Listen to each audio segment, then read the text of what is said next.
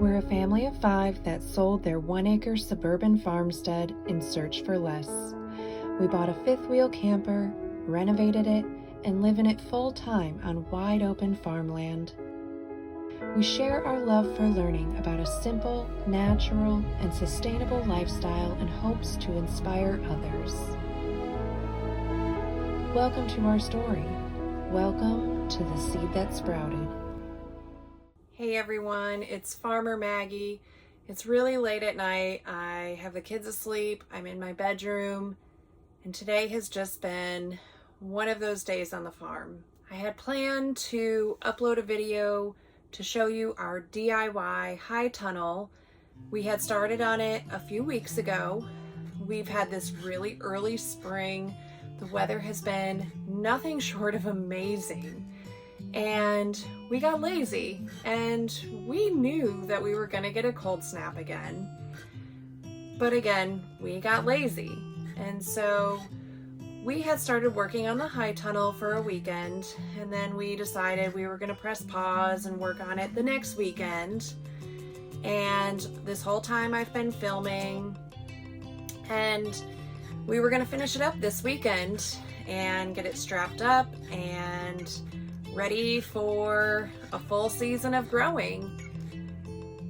Mother Nature decided that she wanted to change that today. We got a pretty big cold snap, and the winds were so high, and the high tunnel was not secured, and it completely blew over.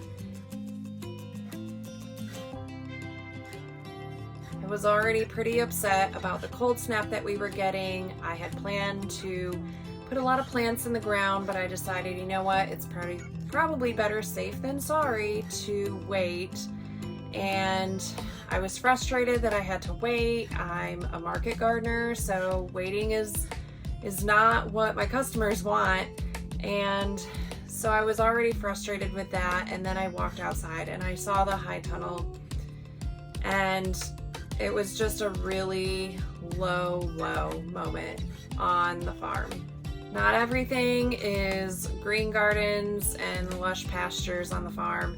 There are moments like this that just kick you in the side and just make you dream of concrete living. And I know that once I put aside all of these emotions and we get past this, I will truly love farm life again. But today I'm allowed to feel these big emotions.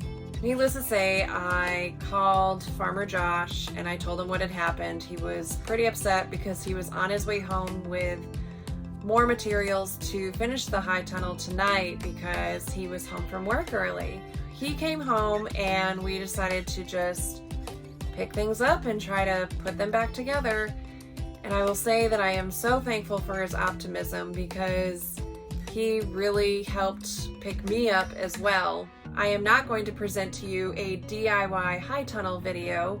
I am going to show you real life on the farm, and that includes big mistakes and issues that happen to come up, and here we are fixing it, cleaning it up, and I will be able to show you, hopefully, a DIY high tunnel video in a few weeks. I think the funny thing is that we have filmed in advance some shots for our next YouTube videos, and so we have some footage of us in the high tunnel almost done.